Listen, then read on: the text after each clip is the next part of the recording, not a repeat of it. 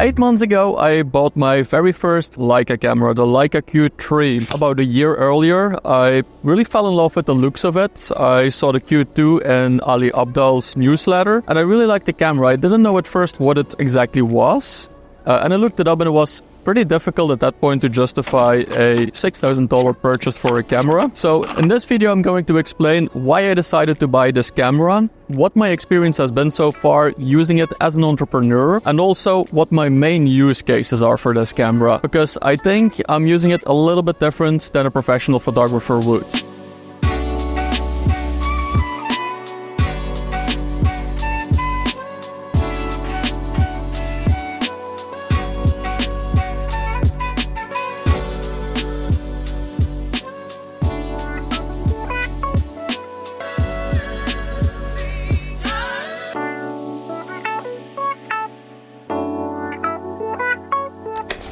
First of all, can we take a moment to appreciate the nice build quality of this camera? With its solid metal frame, it feels even nicer than it looks. And I absolutely love the classic look of this camera. The camera does come with a leather strap when you buy it, but I really wanted to go with like an even more classic look by going for this rope strap by Coupe. And I went for this olive green, which I think is a really nice classic look and a nice addition to this camera as well. It's incredibly sturdy, and I feel it just works really well. But the main thing I love about this camera is how it packs all of the specs of a high-end camera in a compact body that is very easy to carry with you all day. And any photo you take can easily be converted in a beautiful, large, high-quality print to brighten up your living room.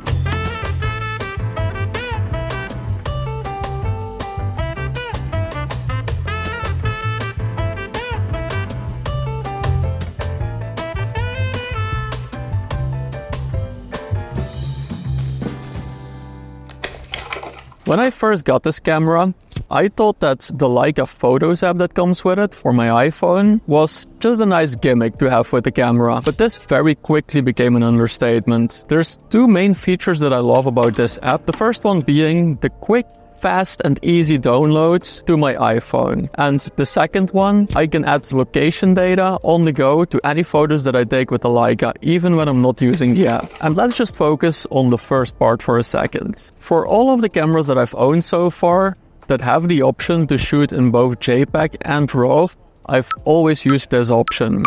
And most of the time, I wouldn't really use the JPEG photos, I would only use the RAW photos. But with the Leica, this is totally different. I'm using the JPEG photos like 85% of the time now, just because they're so good. Recently, we went out for dinner, and I decided to take some nice photos of my fiancé just before dinner. And even though it was not golden hour yet, I was able to capture this beautiful photo with great lighting. And this is exactly how the JPEG turned out. No editing at all. And as soon as we went into the restaurant, I pulled up the Leica Photos app, downloaded it from the camera. So this way, we could share this photo immediately on our Instagram stories right when we entered the restaurant. This is something that I could only dream of, for example, with my Sony A7 III, my other camera, where first of all, it would have been too heavy to carry around all day, especially with the lens I have on there. And second, I would only be able to use this photo after we got back home, after I downloaded it from the SD card to my MacBook, did the edit in Lightroom,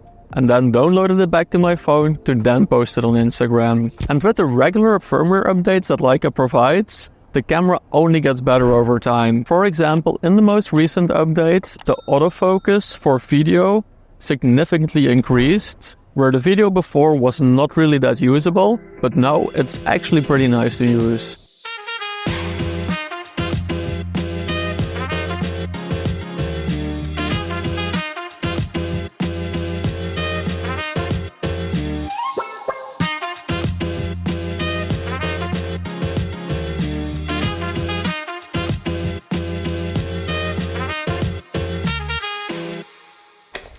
I'm not going to go too much into the technical details of this camera. There are way better videos out there, and I'll link one of them up here. But I'll mainly focus on some of the technical details that are relevant for lifestyle photography with the Leica Q3. The first thing I really enjoy about this camera is the 60.3 megapixel sensor, which doesn't only give you the opportunity to have very large prints of your photos, but it also gives you plenty of space to crop your photos. And speaking about the latter, the camera also includes 4 different lens settings that will do a digital crop on your photos. It has an option for 35mm, 50mm, 75mm and 90mm lens crops in the camera. And the cool thing I discovered with this is that when you're saving the RAW files, it will actually save it as the full photo and then the cropped in version of the lens that you choose. Just keep in mind that when you're only shooting in JPEG, you will not be able to recover the other information in the photo. This will just show the cropped version. One thing I wondered at first is,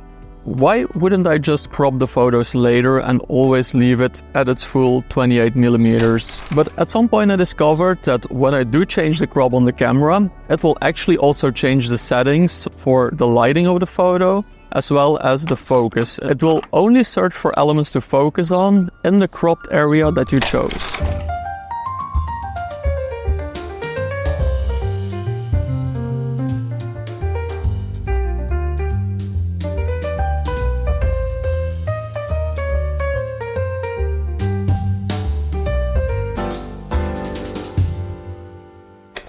In the end, it's always difficult to say if something is worth it or not. But I can share my own reasoning here. For me, the Q3 is a highly capable professional camera that I'm using for my work. Since content creation is becoming one of the most important pillars to grow my businesses, this is definitely something that I need. This camera does outshine all of the other cameras that I had, minus the interchangeable lenses. But this, quite frankly, is something that I did not really do on my previous cameras either. I always kept the same lens on there anyway. And last but not least, the camera does hold up its value pretty well, so in case you would ever decide to sell it, you would be able to sell it for more or less the same price as you bought it. In short, I love how portable it is as a high-end camera. And for this reason, the Leica Q3 has quickly become a staple in my travel EDC. If you're interested in the other tech that's part of my travel EDC, including more content creation gear, watch the video right here, which is a full video about my entire travel EDC. Thank you for watching this video. Bye.